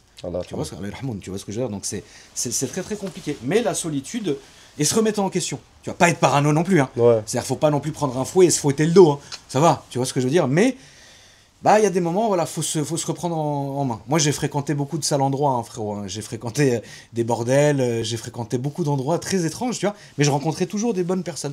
Mais quand je rentrais chez moi, j'étais content de rentrer dans un endroit propre. Tu vois, j'ai fait des soirées, frérot. Moi, j'avais, 18 ans, 19 ans. J'étais avec des darons, mon frère, ils avaient 60 ans. Et non, mais on était dans des endroits dégueulasses de Pigalle, dans des maisons closes et tout. Hein. C'était terrible. Tu faisais ça pour l'aventure ou bien juste la boule au ventre. Ah ouais? Ah ouais. Bah, Frédéric Beigbeder, qui est un écrivain, mon frère, que tout le monde déteste. Hein. Mais bon, moi j'aimais bien. Frédéric Beigbeder disait que le meilleur moment dans le sexe, c'est quand tu montes l'escalier. Mais c'est vrai. Parce que quand tu montes derrière la prostituée, t'es là, t'as ton ventre ici, là, tu te dis, oh putain, je vais la démonter. Mais tu sais qu'il m'est arrivé des graves galères, hein, frérot. J'ai failli me faire tabasser par des travelots et tout, moi. Oh putain. Je te jure. Je peux raconter, t'as pas de censure? Non. Ah bah voilà, fallait le dire, frérot. Moi je pensais que c'était une chaîne d'oseille. Là, je me suis dit, on va être sérieux. Non. Oui, mais j'ai envie d'être sans filtre aussi. J'ai pas un corpo. C'est bon, on est sur YouTube. C'est moi, si tu veux, j'ai eu cette énorme addiction. C'était les escortes. Mais pourquoi? Mais parce que c'était incroyable. Ah ouais? Parce que non mais c'est horrible de dire ça comme ça. Mais c'est vrai que de 16 piges jusqu'à 23, 24 ans, bah j'aimais bien. J'aimais bien le mood, j'aimais bien le truc, j'aimais bien le machin. Mes amis, pareil, c'était terrible, tu vois ce que je veux dire? Mais j'ai fait des rencontres, tu ne te rends même pas compte de qui j'ai pu rencontrer, frérot. Des gens qui sortent quand toi tu rentres. Oh, je vous connais. Tu vois, c'était fou. Tu vois ce que je veux dire? Mais à un moment donné, tu vois, et en fait, il faut toujours qu'il t'arrive quelque chose pour que tu te rends compte de ce que tu fais de mal. Ouais. Qu'est-ce qui t'est arrivé? Moi, c'est le coup des travelots, je l'ai pas supporté. Ah ouais? À l'époque, frérot, c'était plus comme maintenant, où aujourd'hui, partout, hein, Snap, Insta, tout ce que tu veux, il y a plein de sites. Hein, voilà, c'est très facile. Mais à l'époque, on avait un journal qui s'appelait La Vie Parisienne. C'est un journal, frérot, que t'achetais au kiosque, hein, dans la rue. Et en fait, bah, t'avais toutes les annonces des escortes avec les photos. Mais frangin, c'est en noir et blanc, frérot, tu vois rien. Donc à la fin, nique. Tu vois ce que je veux dire? Voilà. Et donc nous, exactement. Donc nous, qu'est-ce qu'on faisait? Généralement, on y allait en groupe. Hein. C'était la sortie. En groupe de mecs. Ah, mais c'était le samedi soir, frérot. Le samedi soir, c'était ça, mon frère. Mais tu sais, c'est incroyable quand t'as un groupe de mecs et vous êtes tous en mode vas-y aventure et tout. D'ailleurs, je te dis ça parce que là, on est dans un studio, on est 6 mecs. Ah bah ce soir, il va aller taper. On sait ce qu'ils vont faire, hein, frérot. Mais frérot, moi j'étais là tranquillement. Et donc en fait, si tu veux, moi j'étais toujours le décisionnaire. Ça veut dire que les gens, ils arrivaient pas à comprendre et ça c'est quoi. Moi je prenais le bouquin et je regardais, tu sais, les descriptions pour savoir qui était le plus vicieux ou si ça allait être chiant. Parce qu'il y en a, c'était très chiant. Oh, il y en a, frérot, c'est un truc de fou. Elles te font porter des gants. Hein. Ouais. Je te jure. Ah bah oui, mon frère. Des gants, des trucs, c'est horrible. Toi, t'as envie d'y aller, c'est la guerre. C'est ce que je veux dire. Et donc à cette époque-là, on avait ce truc-là, La Vie Parisienne. Et en fait, moi, ce jour-là, donc je trouve, tu sais, il était très tard. Et je trouve, je regardais Dispo H24. Tu vois, donc j'appelle. Et là, donc, elle me raccroche au nez, elle m'envoie SMS. Tu sais, genre SMS only. Tu vois ce que je veux dire? Donc là, tu dois connaître toi aussi, petit vicelard. Parce que toi, ça devait y aller dans le golf. Hein. Bref, pas du tout. donc, du coup, j'envoie un SMS, bonjour, machin, on est deux, etc. Est-ce qu'on peut venir? Oui, donc là, elle t'envoie ses tarifs, ok, machin. Tu dis, bah j'arrive, donne-moi l'adresse et tout. Donc on va à Rolls Fantôme, frérot. On arrive à la Rolls Fantôme. Dans le 17e, là à côté. Et pas de place. Donc je me gare à cheval avec la Rolls Fantôme. Il était 4h du matin, sur le trottoir et sur la rue. Comme ça. Et mon pote, il se déchauffe. Ah ouais. Mon pote, qui normalement, lui, c'était le premier en haut. Hein. Il courait, il montait les marches 4x4. Et là, il me dit, frérot, je te jure, je le sens pas. Je dis, mais t'es lourd, toi. Normalement, t'es tout le temps le premier. Il m'a dit, frérot, j'ai un mauvais feeling. Je dis, mais quoi, t'es voyant maintenant? Il me dit, non, vas-y, si tu veux, moi, je t'attends à la voiture, ou viens, on rentre à la maison, s'il te plaît. Je dis, ouais, est-ce qu'il a senti, lui? C'est trop bizarre, tu vois. Et moi, évidemment, frérot, là.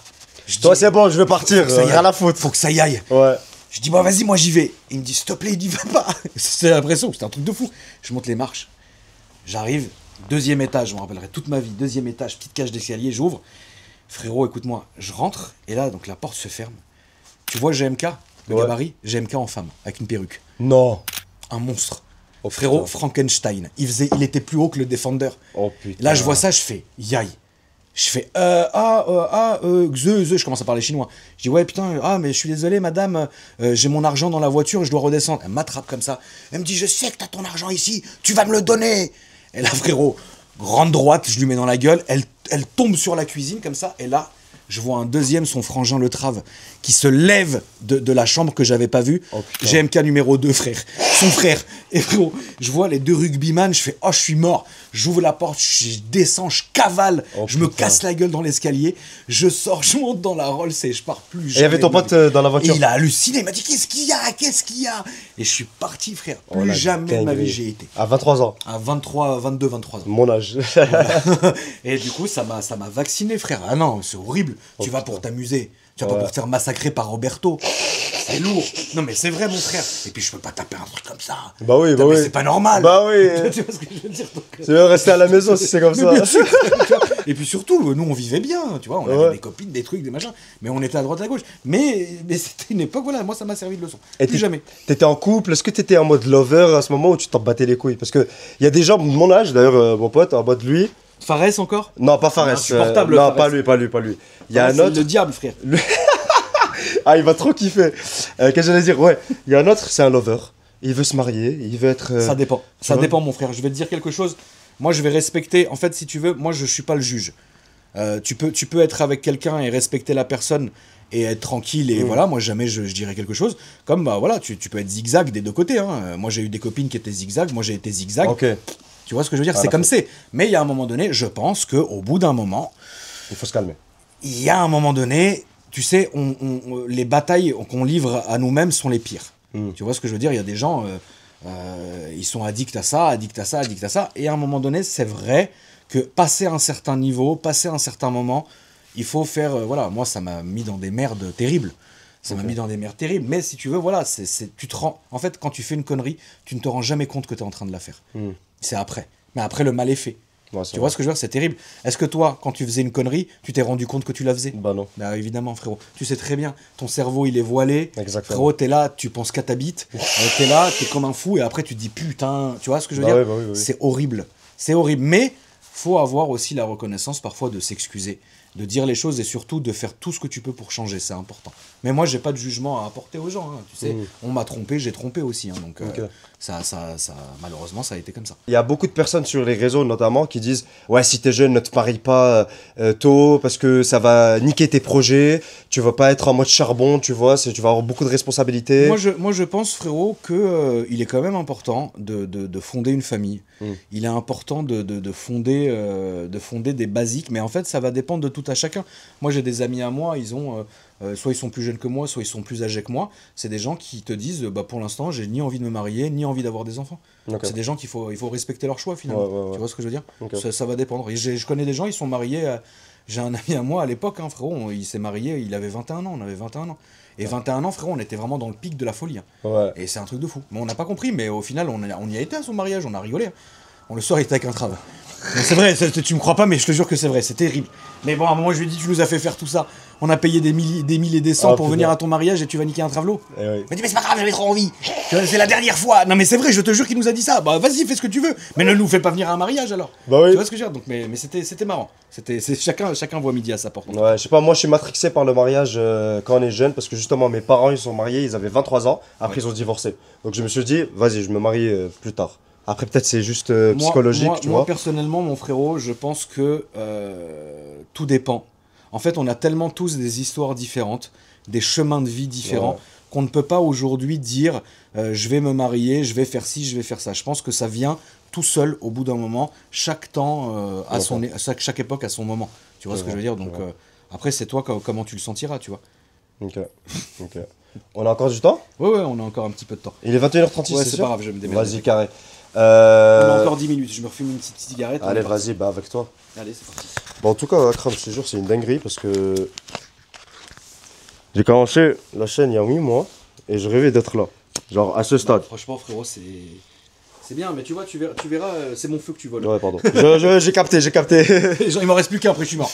Non, tu sais, je pense que, et je te le souhaite, hein, dans ta carrière, frérot, tu vas rencontrer beaucoup de bonnes personnes, mais qui viennent de tous les endroits différents. Tu vois, moi, j'aimerais bien un jour que tu arrives à interviewer GMK. C'est un truc de fou. Parce que son histoire, elle est dingue aussi. Tu m'as interviewé moi j'ai une histoire comme elle est, X, Y, etc. Tu vois, moi je pense que c'est une bonne chose, puisque finalement les gens, aujourd'hui, ce qu'ils veulent, c'est en fait, ils essayent de comprendre. Ils veulent comprendre, ils veulent se renseigner, ils veulent comprendre comment une personne a fait, etc. Moi j'ai regardé certaines de tes vidéos, et il y a vraiment des gens qui font du bon boulot. Ouais. Tu vois ce que je veux dire? Et ça c'est bien, parce que peut-être que tu seras jamais pareil, je te parle de moi, hein, mais au moins, j'aime bien ce que ces gens font. Tu vois? Ouais, des gens, franchement, grand respect. Parce qu'il y a des gens aussi qui, j'arrête dans la rue et ils expliquent de A à Z. Après, il y a des gens, ils racontent des choses vagues. Il y a des menteurs? Franchement, oui. C'est sûr, c'est sûr. Fais attention, ça peut te porter préjudice. Parce que tu mets en avant des mauvaises personnes. Tu sais, toutes ces personnes-là, d'une manière ou d'une autre, tu sais, moi, j'aimerais avoir une discussion un jour, tu dois peut-être pas connaître, frérot, mais avec Christophe Rocancourt. Ouais, je vois. Je vois c'est qui. C'est waouh. Tu vois ce que je veux dire? Même si cette personne a dû faire du mal aux gens dans sa vie, j'aimerais parler avec lui. Et j'ai pas de jugement. Parce que j'aimerais comprendre le cheminement de cette personne. Ouais, justement. J'aimerais même, on va aller encore plus loin, même l'escroc de Tinder, qui s'est fait arrêter, là, il est au ballon, là. Il s'est fait arrêter il y a quelques jours. Ouais. Même lui, j'aimerais lui parler. C'est des gens, même s'ils ont fait du mal, ils ont une histoire à raconter. On peut pas enlever ça. C'est vrai. C'est des gens qui ont fait du mal, certes, qui ont fait des trucs bizarres, certes, mais pourquoi ne pas leur donner la parole? Tu vois ce que je veux dire? On interviewe bien des hommes politiques qui volent toute la journée et qui font des dingueries. Frérot, pourquoi on ne parlerait pas d'un tel qui a escroqué ou quoi que ce soit? C'est important. Réel. Tu vois ce que je veux dire? Donc moi, je te souhaite vraiment de vraiment poursuivre ce que tu fais et d'arriver vraiment à rencontrer des bonnes personnes et de prendre un peu de tout ça, parce que finalement, c'est bien. Et toi, pour ta chaîne, qu'est-ce que t'as comme futur? En fait, de base, j'ai commencé sans vraiment vision. Je me suis dit, je commence, je vois, il va se passer quoi. Au pire, je ramène 0 vue. Je suis en train d'apprendre des choses parce que les gens ils sont en train de me répondre, tu vois. Mais là, maintenant, ça commence à être plus professionnel. Et d'ailleurs, pour te dire, donc j'ai un bac plus 5. Je viens d'avoir mon diplôme de 2e année de master, là c'est en août. C'est trop bien. Et là, j'ai décidé, parce que le chemin traditionnel, c'est directement postuler un CDI, tu vois. Je me suis dit, pause, j'ai pas envie de postuler un CDI. Parce que tu vois, là, par exemple, je suis venu à Paris. Freestyle. Si j'avais un job, jamais de la vie je pouvais venir en mode freestyle. T'es mort, frérot. Tu vois, donc je me suis dit, viens, je me donne 6 mois. J'avais mis un peu d'argent de côté. Et à voir, maintenant je peux bombarder, chaque semaine je fais des vidéos, je rencontre des gens, etc. Mais je dois commencer à me structurer. Parce que je suis pas comme les autres en mode production, j'ai une agence qui me gère et tout. C'est vraiment moi de tout, de A à Z. Moi et ChatGPT. C'est bien. Non, c'est bien. Tu vois, même les montages, je les fais moi-même, tout ça. Des fois, quelques personnes qui m'aident. Mais je sais pas, toi, tu me conseilles quoi pour le futur? Franchement, moi, je te conseille d'être assidu, de continuer, d'être assidu. Alors, il y a des moments, ça ira très bien, des moments, ça ira beaucoup moins bien. De ne jamais lâcher. Je sais ce que ça fait, frérot. Tu sais, parfois, tu mets du cœur à l'ouvrage, tu veux faire une belle vidéo, tu fais 10 000 vues. Ouais. Et des fois, il y a un truc, tu t'en bats les couilles, ça fait énormément de vues. Oui, bien sûr. Et ça, faut pas arrêter. Faut pas arrêter. Parfois, tu as des passages qui vont être longues parce que tu saoules les gens. C'est comme ça, mon frérot. Il y a des abonnés qui ne peuvent... Comment t'expliques qu'il y a certains créateurs de contenu que toi et moi, on devait regarder et aujourd'hui, on ne veut plus les voir? Tu penses pourquoi? Est-ce que parce qu'ils sont répétitifs? Non, on change. L'humain change. Toi, t'as changé, t'es plus dans le délire. Moi, il y avait je te prends un exemple, il y avait un créateur de contenu jeux vidéo que j'adorais, que je regardais tous les jours. Au bout d'un an, je me suis désintéressé du jeu vidéo en lui-même, donc cette personne-là ne m'intéressait plus. Logique. Donc, il faut tenir. Il y aura toujours des gens qui partiront, mais il y aura toujours des nouvelles personnes qui viendront. Et toi, vu que tout le temps tu parles des voitures, etc., est-ce que des fois tu te dis, vas-y, je suis trop répétitif, je dois changer? Parce que moi, j'ai eu ce dilemme, je me suis dit, je suis en train de faire les mêmes interviews. Non, mais est-ce que les gens... T'as le temps. Ah, okay. T'as vraiment le temps. Avant que ça arrive, t'as au moins 5-6 ans. Ah, d'accord, ok. Oh oui, bien sûr, frérot. Okay. Mais à un moment donné, oui, il faut te poser la question. Il faut te poser la question. C'est pour ça qu'on a vu beaucoup de créateurs de contenu prendre un virage, parfois très sec, pour justement renouveler leur contenu. Tu vois ce que je veux dire? Moi, j'ai su me réinventer là avec ma chaîne secondaire. Ouais, les gens, ils adorent. Mais donc, tu peux nous en parler un peu? C'est pourquoi, c'est quoi la différence? En fait, la différence, elle est que à cause des algorithmes, à cause de tout ça, les chaînes YouTube, à un moment donné, sont très restreintes. Si tu commences à raconter des conneries, si tu commences à citer certaines choses ou à faire des allusions, il y a un moment donné, ta chaîne va être shadowban. Ça existe vraiment, hein, c'est pas des conneries. Et en fait, si tu veux, à un moment donné, tu n'auras plus la portée. Donc vu que tu n'as pas la portée, tu es découragé, et vu que tu es découragé, t'arrêtes. Et en fait, c'est très con. Et moi, du coup, comme je dis des saloperies H24 et je raconte tout et n'importe quoi, à un moment donné, je me dis, bon, je vais peut-être me calmer et je vais garder une chaîne principale propre, parce que c'est quand même la chaîne des gens, hein, c'est la chaîne de mes abonnés, donc je vais la garder propre, et ma chaîne secondaire, je dis ce que j'ai envie de dire. Ok. Tu vois, et si la secondaire, elle se fait shadowban? Elle peut pas. Ah ouais, pourquoi? C'est pas maintenant. Parce qu'il y a encore du temps. Pas maintenant. Le temps que vraiment ils comprennent ce qui se passe et qu'ils te shadowban, ça prend des années. Sur une chaîne qui est naissante. Tu vois ce que je veux dire? Donc c'est pour ça que ouais, t'as le temps, mon frère, hein, tu peux y aller. Okay. La petite interview prostituée, elle sera pas mal. Elle va pas te faire de mal. C'est comment le Cayenne de Tu nous matrix H24 du Cayenne? Attends, on fait un petit tour. Il est là, il roule, c'est la guerre, il a toute sa santé, il a toute sa splendeur. Pourquoi t'aimes les Cayennes? Cette voiture et moi, on a... C'est un peu le côté arabe, non? Non, c'est pas le côté arabe. Cette voiture et moi, on a énormément de moments qu'on a passés. J'ai passé des moments... C'était ma première grosse voiture. À l'époque, quand j'ai eu ça, je me suis dit waouh, j'ai un truc de fou. Et en fait, c'est tellement resté un truc de fou dans ma tête qu'aujourd'hui, il m'en faut un absolument. Tu vas jamais ne pas avoir une Cayenne, on va dire. Non, ça peut arriver quand vraiment je suis dégoûté de la voiture, qu'il y a des pannes tout le temps, tu vois. Okay. Mais à un moment donné, j'y reviendrai, tu vois. C'est horrible, mais c'est vraiment mon truc, c'est ma voiture, quoi. Incroyable. Voilà. Incroyable. Et une dernière question, pour toi, c'est quoi ta vision? Est-ce que tu es quelqu'un qui est stratège pour le futur? C'est-à-dire, tu as envie de faire quoi les prochaines, genre entre 40 et 60, on va dire? Moi, ce que j'aimerais bien faire, c'est vraiment, pour le coup, partir dans le centre de la France ou en Savoie, m'acheter un gros chalet et être tranquille là-bas. Tu vois ce que je veux dire? Même rester en France, ça me gêne pas, avec grand plaisir, tu vois. Et j'ai envie j'ai envie d'être tranquille, en fait, maintenant. Ça t'a cassé les couilles, les grandes villes? Ça m'a cassé les couilles les grandes villes parce que chaque déménagement, je m'écarte de Paris et volontairement. Tu vois ce que je veux dire? Donc je fais en sorte de vraiment partir de plus en plus loin pour être de plus en plus tranquille. Et c'est très étrange parce que j'ai tellement fait de Paris pendant longtemps qu'en fait je pense que là, ça y est, ça m'en a dégoûté. L'ambiance m'en a dégoûté, les gens m'en ont dégoûté et maintenant j'aspire plus à de la tranquillité. Tu vas être avec tes vaches, tranquille. Alors peut-être pas jusqu'à là, mais au moins avoir des beaux paysages et être tranquille. Et tu penses que tu vas quitter les réseaux à un moment donné ou pas? Je pense qu'à un moment donné, oui. À un moment donné, je pense que comme tout, frérot, tu peux pas avoir, je sais pas combien, avec une canne comme ça, c'est relou, tu vois. Le mec qui s'accroche jusqu'à la mort, tu vois, c'est relou. Mais je pense que oui, à un moment donné, il y aura une baisse de régime, et puis à un moment donné, tu diras, bon, bah les gars, j'arrête, merci, et puis tu passes à autre chose, tu vois. Tu te reposes, quoi. Tu vois. Mais avec ta famille, tranquille. C'est ça, tranquille. Ok. Akram, merci beaucoup. Merci beaucoup à toi, les gars, c'est une dinguerie. J'espère que vous allez kiffer la vidéo. J'espère aussi la famille. Akram, c'est vraiment tonton, ami Akram. Ami, frérot. Merci beaucoup. Merci à toi, mon frère. Et passe une très bonne soirée. Merci à toi. Allez, les gars, on se revoit après. Les gars, j'ai besoin d'un truc. Je veux votre feedback par rapport à tout.